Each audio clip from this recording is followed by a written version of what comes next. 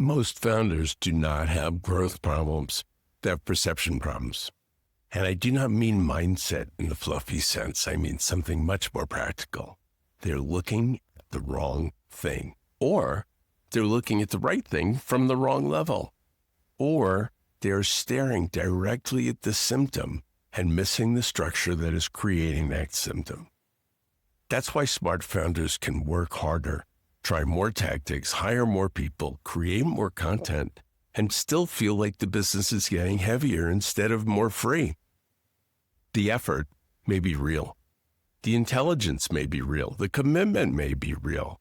But if the founder cannot see the actual constraint, the business keeps asking for more force instead of producing more leverage. Here's the pattern I've seen over and over again. A founder says, we need more leads.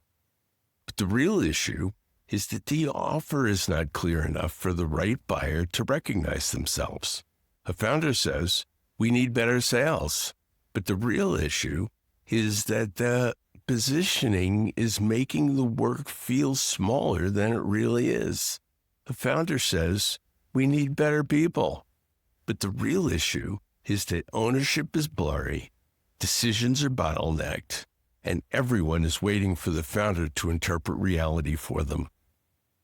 The founder says we need more discipline, but the real issue is that the company is carrying unnecessary complexity that makes discipline feel, well, heroic.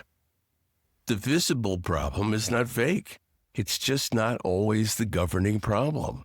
And when you solve the visible problem while the governing problem still remains hidden, the business usually finds another way to express the same constraint.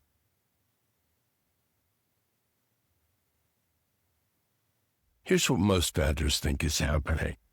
Most founders assume that stalled growth means something needs to be added. Add a tactic, add a funnel, add a new hire, add a campaign, add a dashboard, add a consultant. And sometimes that addition is the right move. But very often the business is not underpowered. It's overburdened, and it's carrying drag that has become normal because the founder has normalized it. This is one of the hardest things for successful entrepreneurs to see. The habits that got them there can become the habits that keep them stuck there. Early on, founder intensity covers a lot.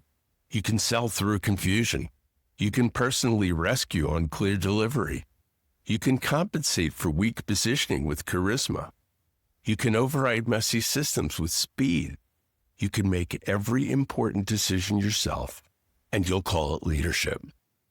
But then the business grows. Now the same compensations become constraints. The business does not need more heroics. It needs clearer perception. Now, one of the biggest traps in business is thinking that effort proves you're solving the problem. And sometimes effort proves the exact opposite. Sometimes it proves the system is fighting you.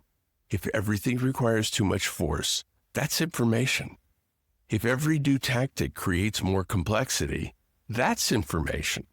If every improvement depends on the founder pushing even harder, then that's information. The question isn't how do we work harder? The better question is, where is the force that we're putting in being wasted? Because wasted force usually points to a hidden constraint, the kind of constraint that holds you back. Usually, the business is organized around an old perception of reality. The founder is still seeing the company as it was, not as it has become. They are still selling from an old story. They are still pricing from an old level of confidence, typically a low one. They are still managing from an old level of control. They are still making decisions based on what used to be true, but isn't. And this is where growth gets weird. The company doesn't fail because the founder is lazy. It stalls because the founder is operating with an outdated map of reality. The market has changed. The buyer has changed. The offer has changed. The team has changed.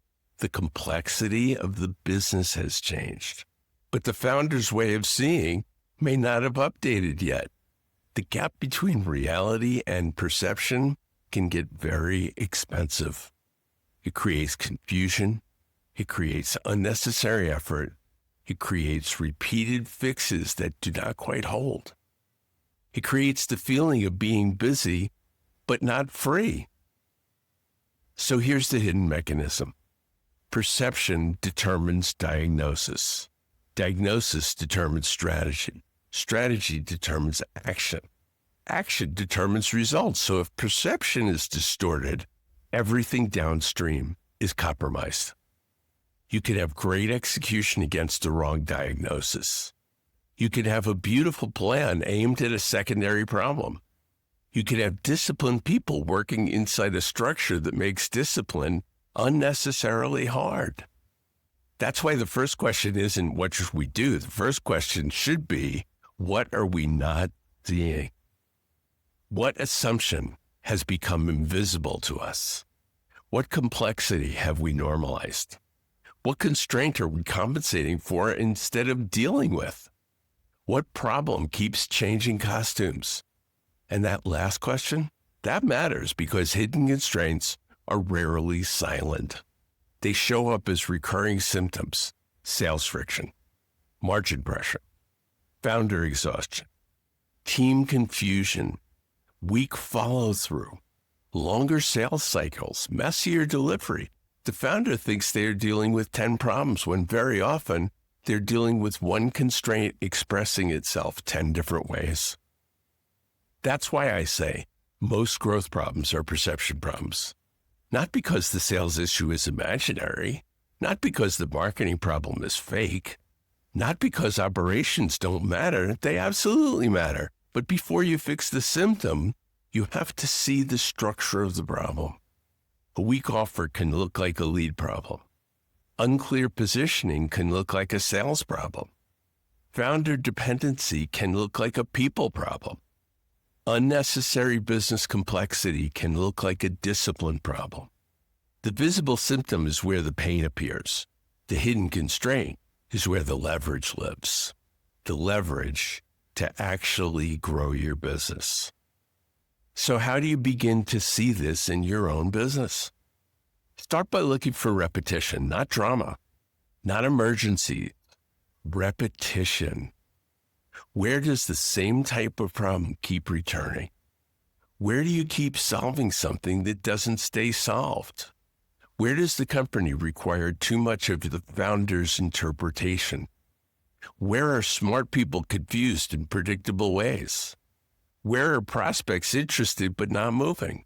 Where does delivery depend on too much of one person's personal rescue?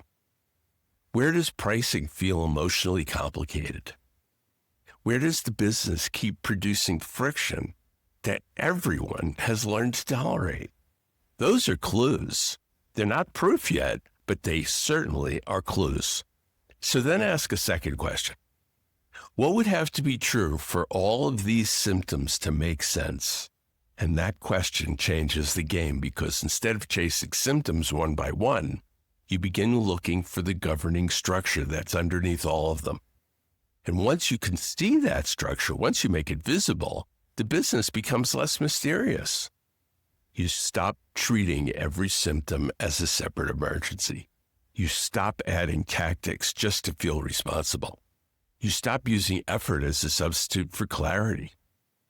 So the next move is usually not bigger. It's usually more clear, more clean. Clarify the offer. Sharpen the positioning. Remove unnecessary complexity. Make ownership. Who owns things visible? Price according to the value actually being created. Move decisions to the right level. Name the constraint that everyone has been working around. Now, this last one, that may be the most important because once a hidden constraint is named, it loses a great deal of its power. The business can finally stop organizing itself around avoidance, and the founder can stop carrying the psychic weight of a problem that never had a clear name. So If your business has stalled, I would be careful about assuming you need more tactics. You might be right, but first ask yourself a better question. What am I not, or what are we not seeing? What is the actual constraint underneath the visible symptoms? What is the business trying to show me that I have been too busy to notice? Because the moment you see the real constraint, growth can stop feeling like pushing a boulder uphill. It become a matter of removing the thing that has been quietly absorbing everything that you try to make work. Now that is the work. Not just doing more, but seeing more clearly.